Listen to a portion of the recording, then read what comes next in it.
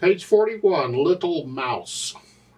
On page 37, they give you some more counting things to deal with. Some socks with notes in them. I think the idea is they want you to add up all the beats for those notes represent and put the number in the sock, on top of the sock, at the top of the sock, somewhere around there. I don't know, put it anywhere you want, I don't care. Now we're going to assume that a quarter note gets a count, because we got to have something getting a count, otherwise we don't know how many beats they get. They don't give a time signature. So we'll pretend a quarter note gets a count. For instance, in the first sock, you have a half note and 2 quarter notes. Well, if a quarter note gets a beat, then the 2 quarter notes is 2 counts, and the half note is 2 counts, so that's a total of 4 counts total for the sock. So you got the first sock is 4. If you don't want me to tell you the answers, you need to pause this video or something, because I'm about to give you the answers to all the rest of them. Because it'd be better if you could figure them out yourself. If I don't, somebody will comment and say, would you tell me what the answers are? I want to see if I got them right. See, some books, they put the answers in the back of the book. And some books don't. So, the first sock is 4.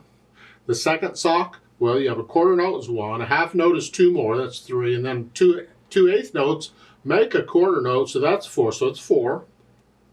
In the third sock, you have 2 eighth notes and a half note. Well, the 2 eighth notes is 1 beat, and the half note's 2, so that's 3.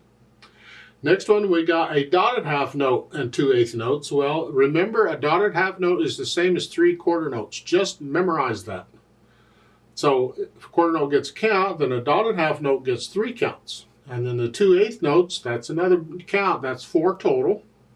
In the second row, 2 eighth notes and a dotted half note. Well, that's the same as the last sock we just did. They just turned the notes around. It doesn't matter as far as total count. It's the same. So it's 4 counts. And the next one is 2 eighth notes. Well, that's 1 count because 2 eighth notes to a quarter note. The next one, you have 2 dotted half notes. Remember, a dotted half note is the same as 3 quarter notes. So you got 2 of them, that's 6 counts. And the next one, it's a whole note and 2 quarter notes. Well, a whole note is the same as 4 quarter notes. So all total, that's 6 counts. 4 for the whole note and then the 2 quarter notes. In the last row, we're getting heavy here. We got 4 eighth notes. Well, 2 eighth notes to a quarter note. So you can figure out that's 2 quarter notes.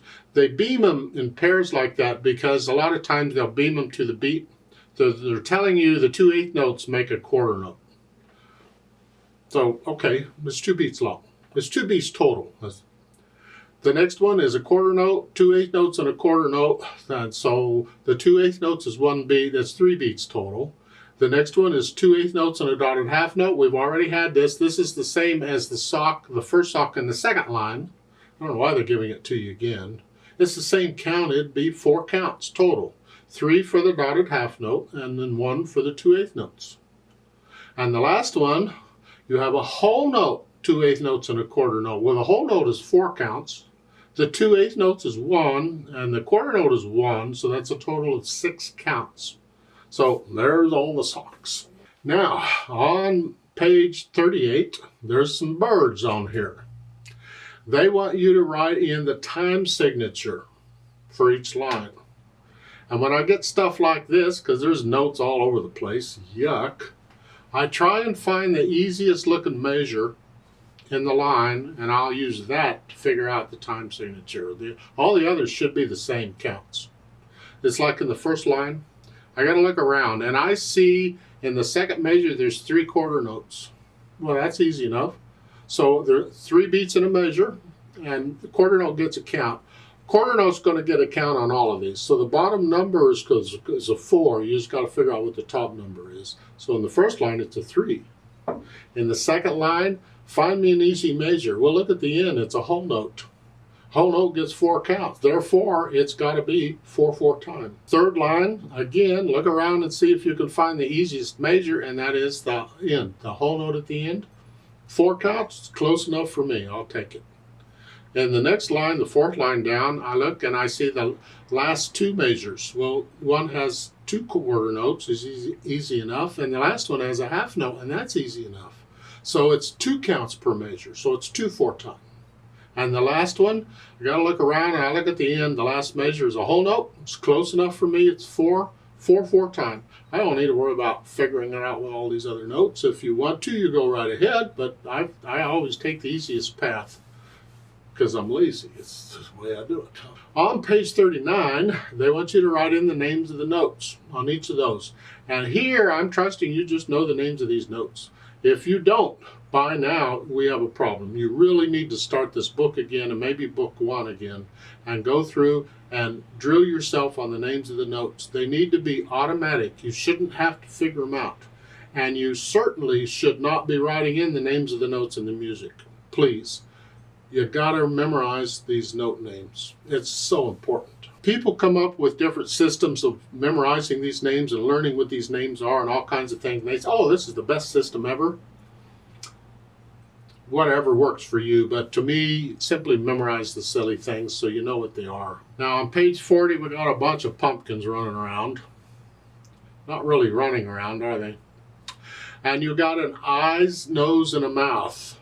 Well, you have to figure out which dots are the eyes and which dots are the nose and which dots are the mouth. The middle dot on these is going to be the nose, so the upper dot's going to be the eyes and the lower dot's going to be the mouth, I guess. And they want you to write in the names of the notes for these. So for instance, in the first pumpkin, the eyes, the 2 top notes, you would see those are both on those spaces. Well, those are C's. That's a C. You should know that. So you put in a C for each of those. For the nose, it's on the lowest line there in treble clef, and you should know that's an E. So you put in an E for the nose. And then the mouth, bass clef, you got a B, an A, B, and you should know those notes.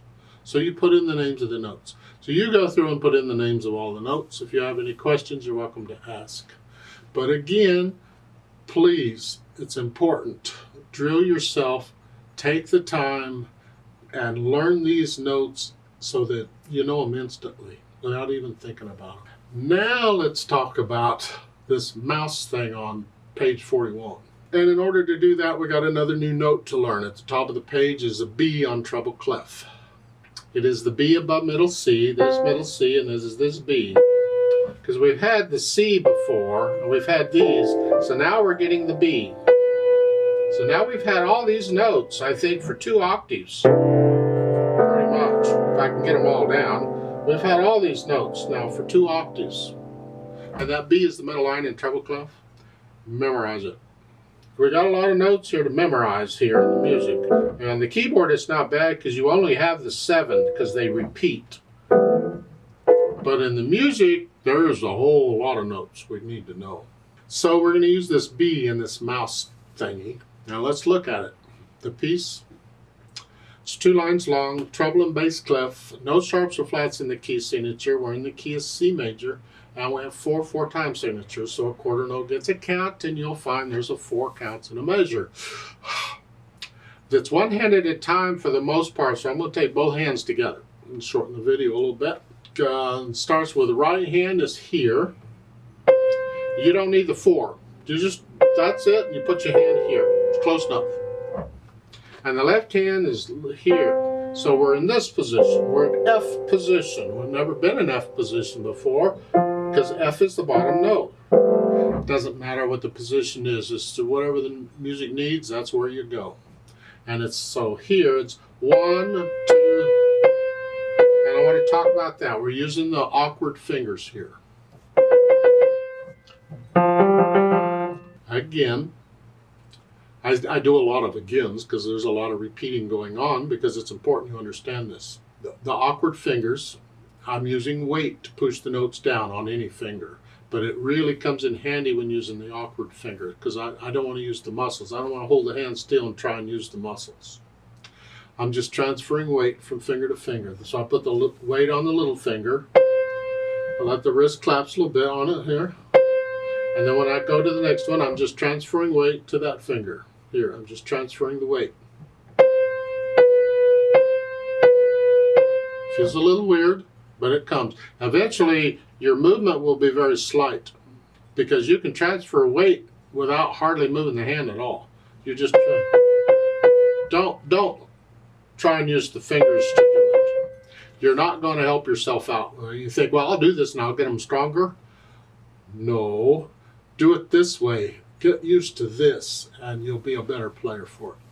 Should do it in both hands. Here. It doesn't matter what the notes are. You just little finger. And when I do it in both hands, I'm mirroring the hands because it's easier that way. That's it. I can do it here. Experiment with the different sounds and what sounds good and what doesn't sound good. Explore. Anyway, back to this piece, this mouse. I can here. And then the left hand plays, and then the right hand comes, you just reach down, and here. So now I'm in this position. I changed positions.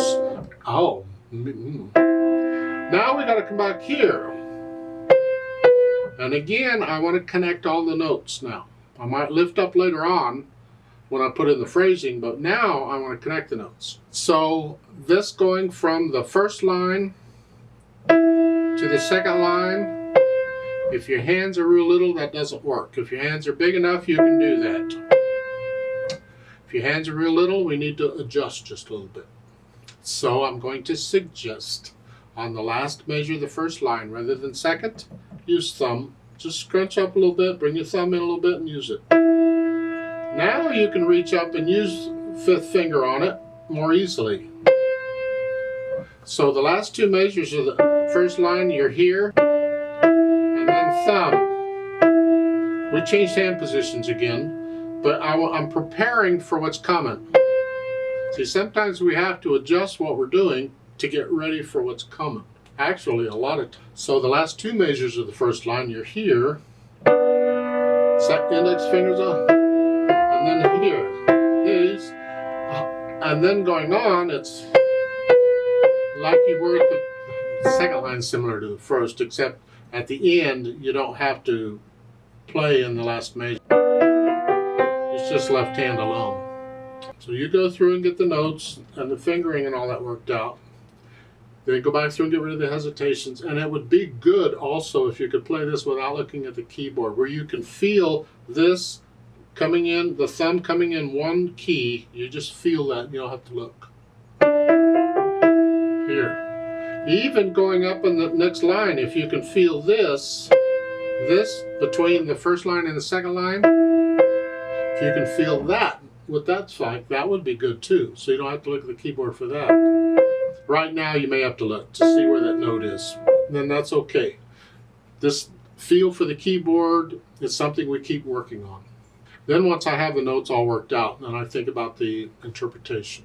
And we start with the natural accents. 1, 2, 3, 4. 1, 2. That means there's more weight going down on that little finger because that's the beat. That's where I'm letting the wrist claps on that one here.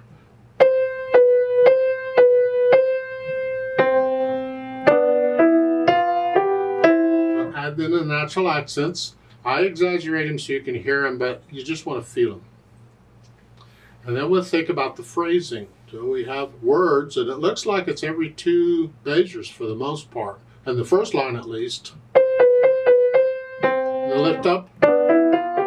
Lift up. Then they got commas there, nibble, nibble, nibble. But I think you really don't want to lift up on those. I think we'll go ahead and just connect the whole second line together. That's like one musical thought, a musical sentence. Because you could lift up every two measures.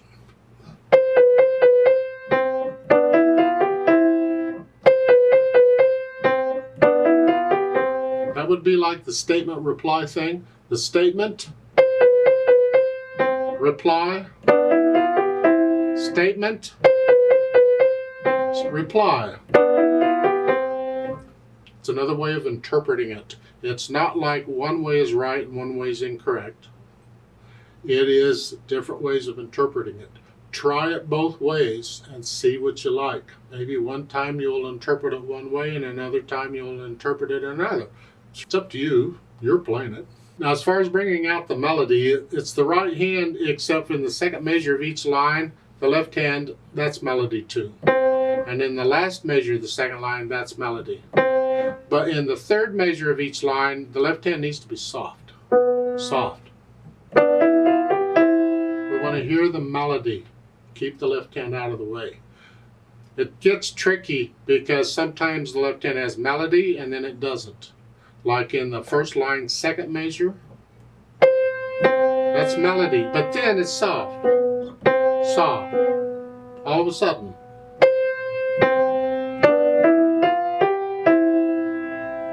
So yeah, we make these adjustments and it's good control.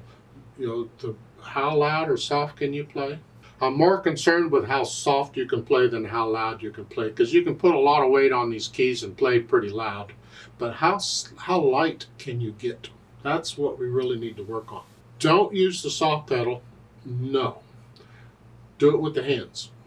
Soft pedal's for something else. So get to that maybe. I don't know if they ever get to soft pedal or not. That's something else.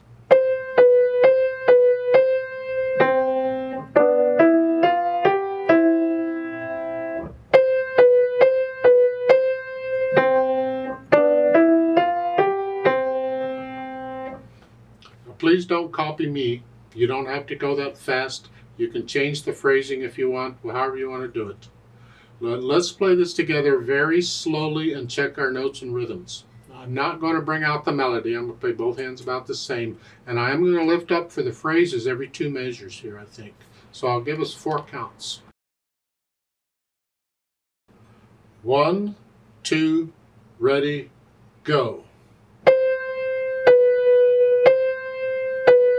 1, 2, 3, 4. 1, 2, 3, 4. 1, 2, 3, 4.